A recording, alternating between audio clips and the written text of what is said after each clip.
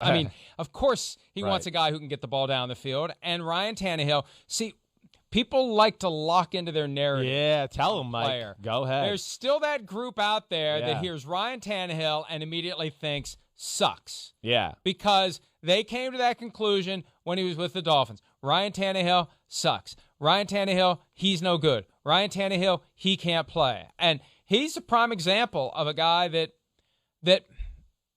unlike the vast majority of quarterbacks who come into the NFL, especially first-rounders, who get 3 years max nowadays to figure it out.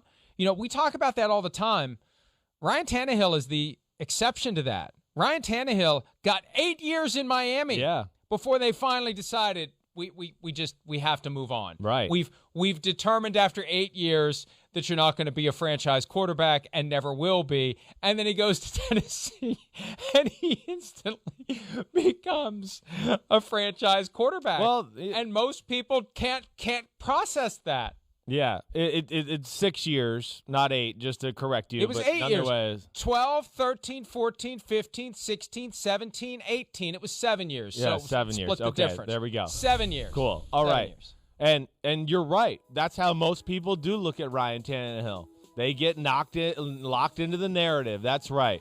And first off, let me just say, as you've heard and we've discussed many times, the narrative was freaking wrong. Like, get over yourselves. Your narrative was wrong.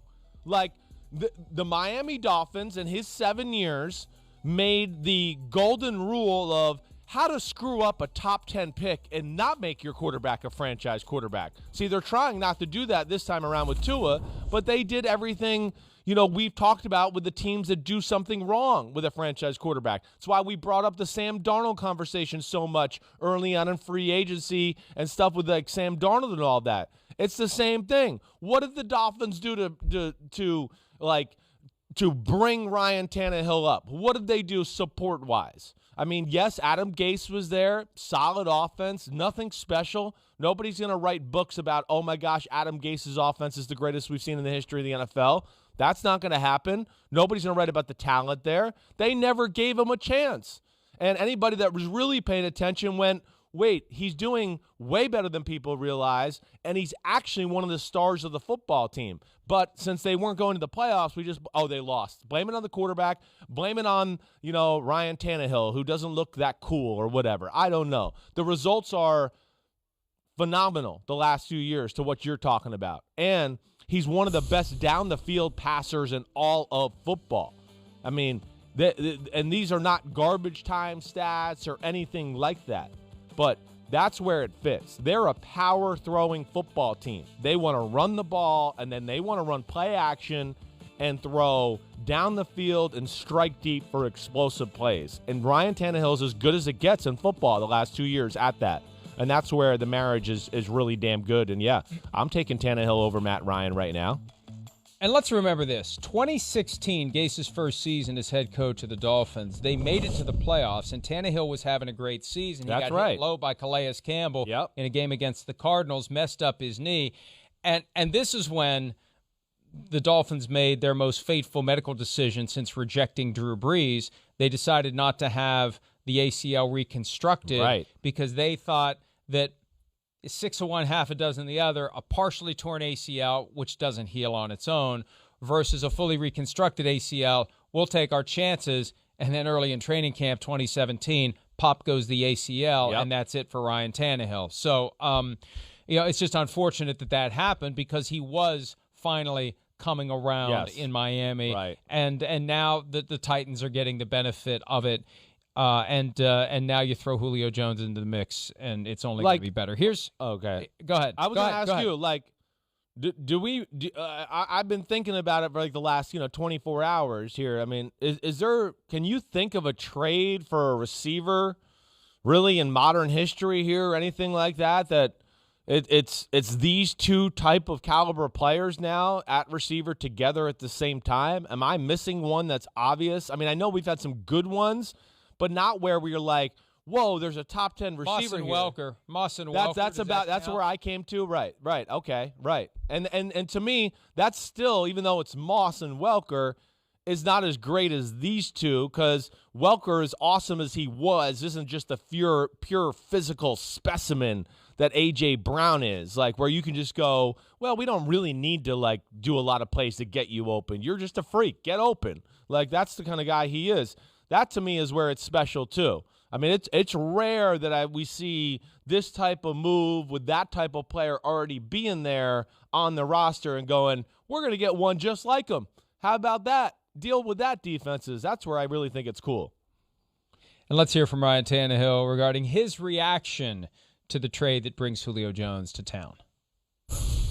I'm excited. I'm fired up. You know, it's been a little bit up and down. Didn't know if it was going to happen or not. Just kind of along for the ride like everybody else. And you know, my agent called me today and said it was going to happen. So excited. You know, excited to bring Julio on board.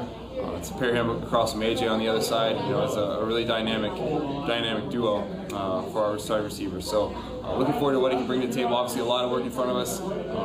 Gonna have to feel each other out and get on the same page. But looking forward to the work, and then looking forward to the good things to fire up. You know, I'm excited. How could you not be excited to play with a guy from the caliber of talent that Julio is and has been for his whole career? So excited to get to know him as a person, and just welcome him to the team and get him acclimated to the way we do things. Well, you know how I know the world's getting back to normal? I think that's the first time in a year and a half that I had to really focus on what a guy was saying, because there was actually background noise. Right. What's background noise? Yeah. What's that? Are people in a room together? What the hell's going on here? I mean, how could he not be excited? I mean, really, how could he not be? You know, it's a quarterback's dream come true, really. It is in a lot of ways. Now, it's just like we talked about with some other quarterbacks this offseason. You know, people are going to expect big results now, but it shouldn't change anything for Tannehill. He's been giving big results the last 2 years. His statistics have been as good as the top quarterbacks in football, so he shouldn't panic. But, man, quarterbacks dream in, wait, we got a good offensive line.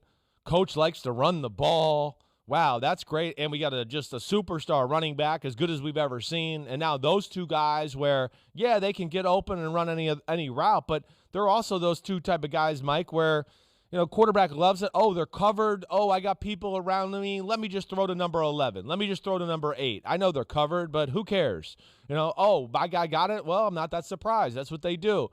I mean, it's amazing. He's got to feel really, really good today. At the risk of being accused of applying a jinx, because I'm not. I think this is a fair question at this point. Guys get injured.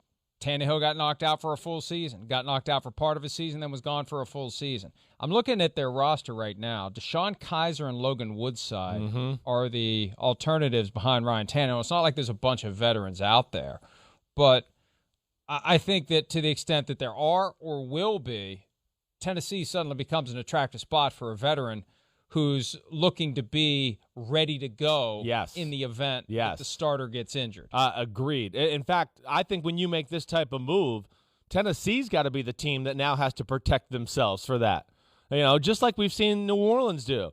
Sean Payton was always smart enough to go, wait, we're a Super Bowl team. I'm not going to just let, our quarterback got hurt, and, hey, screw you guys, the other 52 guys. We're not going to make it. The quarterback got hurt. It's over. Let's go home. Like, that's where, yes, now that's probably something they're going to have to think and keep on their radar here, because you have gone to a Super Bowl caliber football team now. You got to protect your interests, and I wouldn't trust Logan Woodside. No disrespect to you, Logan, or DeShone Kizer. Just not enough experience and not proven enough to be able to take over the realm of this type of team like this. So I would think that's something they're gonna keep their eye on. As best I can tell, the guys that are out there right now, RG3, Matt Barkley. Is he still out there? Barkley, I believe, is still out there. Yeah, I would think he'd be somebody you think about. Your guy Nick Mullins is still out there. You want him? Nope, negative Ghost Rider. Sorry.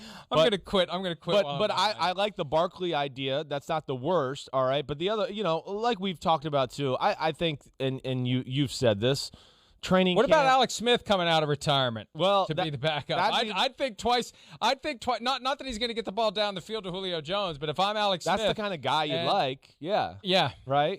Just like, okay. Somebody who's ready to go and come in and play and get the ball distributed. Exactly. He'll be smart. He'll take care of the ball. We fixed our defense, Tennessee, this offseason. They're going to be hoping for that. So, yeah, I mean, and of course, we know there'll be training camp casualties and things like that to where they'll be able to address it probably at the end of August at some point and go, oh, wait, some team's going to get rid of a veteran. Here we go. Come here. This is a great spot. I would think that's got to be on their radar.